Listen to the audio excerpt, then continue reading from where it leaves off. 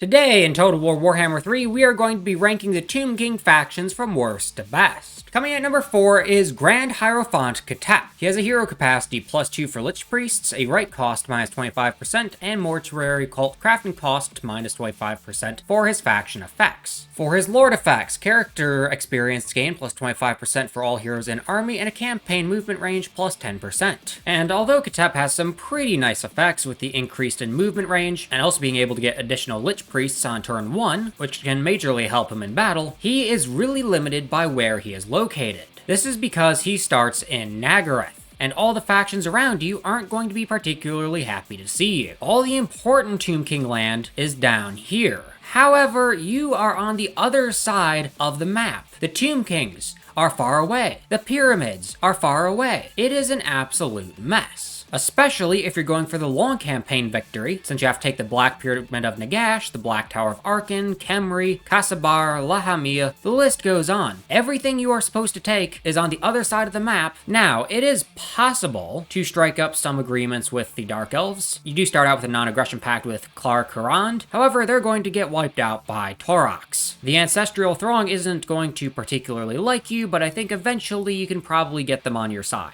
Everyone else is going to utterly hate you. Maybe you can get the Heralds of Alariel, but more often than not, that really doesn't work out too well. Coming at number 3 is High Queen Khalida, and she has some absolutely amazing faction effects. Diplomatic relations +10 with all factions, research rate +15%, control +4 all provinces, ammunition +20% all armies. Her lord effects are attrition -50% casualty suffered from all attrition, corruption -3 local province, and enables poison attacks on the entirety of the lord's army. She also starts out with some amazing units. And in terms of starting location, she is not in a bad place at all. You are surrounded by undead, and you have some Skaven beneath them. You're also on the edge of the map, so you only have to worry about attackers coming in from 3 directions. And if you can get allies, you can narrow it down to one small path. You're not too far away from the important Tomb King area. Sure, there is some distance, but it's not halfway across the map, like with Katap, and with an opening research rate of 117%, you're doing pretty good.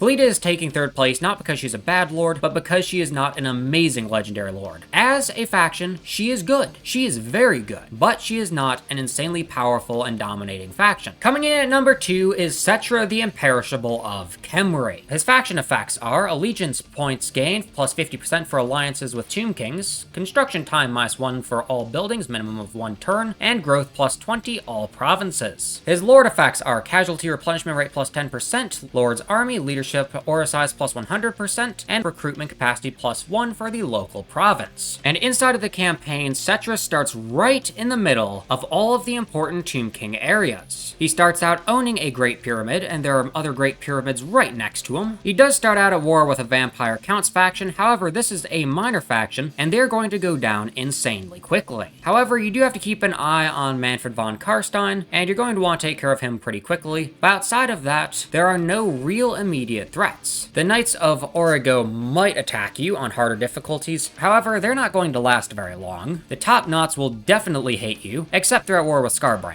The Cult of Sigmar you can get to like you. Like I said, you're going to have to destroy Manfred and the Necrohierarch Brotherhood. The followers of Nagash will definitely declare war on you. However, most of the other Tomb Kings will probably be your ally. At least if you're looking to have them as your ally, and if not, that's fine. You can beat them pretty easily. With the high amount of growth from the faction, you'll also be able to get extra population extremely quickly, which will make the entire campaign a whole lot easier. And the reduction in construction time will help you to build buildings quite quickly. And coming in at number 1 is Arkan the Black, and Arkan is certainly the most fun faction out of all of the Tomb Kings. He is able to recruit certain Vampire Count units. He can get an extra army on turn 1. The other Tomb Kings absolutely hate him. However, he gets Diplomatic Relations +60 with Vampire Coast and Vampire Counts. For his lord effects, he uses Winds of Magic Power, Reserve Capacity +10, and Melee Attack +5 for all units in his army. Starting out the campaign, you have 2 settlements that are right next to each other, which is very rare in Total War Warhammer 3. You start out at war with a minor Bretonnian faction, and they're going to go down very quickly to you. they will not stand a chance. For other immediate enemies, you're going to have Rapunzel, and you're going to have this Bretonnian faction here. Khemri and the Rakoff dynasty also know of your existence at the start of the game, and they both hate you and will declare war on you. Tic-Tac-Toe also isn't particularly fond of you, but he can be turned into your ally with the proper diplomacy. Primarily just join the war against his enemies, get a non-aggression pact, take some gold, and you are good to go. The Famished, they're neutral to you, however I would still recommend taking them down. The Awakened have a non-aggression pact with you. The Drakenhof Conclave likes you if they are able to last long enough. However, the one thing that makes this campaign so insanely powerful is the extra lord on turn 1. Since I can just take Aoshur's here, recruit him, pop him into the settlement, and immediately start adding units into his army. Now this might turn into skeleton spam, but that's okay. These are free units. You're not paying any upkeep on them, and that is absolutely wonderful. Normally, it would take anywhere from 15 to 13 turns, depending on which faction you're playing as, in order to get another army. But with the followers of Nagash, you can get that second army on turn 1, which makes you insanely powerful in the early game, and as time goes on, you will only become a more powerful faction. Anyway, I hope you guys enjoyed the video. If you did, be sure to smash the like button and subscribe for more content like this. Also, go check out my Discord server as well as my Patreon. Links to both those in the description below. But anyway, I hope you guys enjoyed the video and hope you enjoy the rest of your day.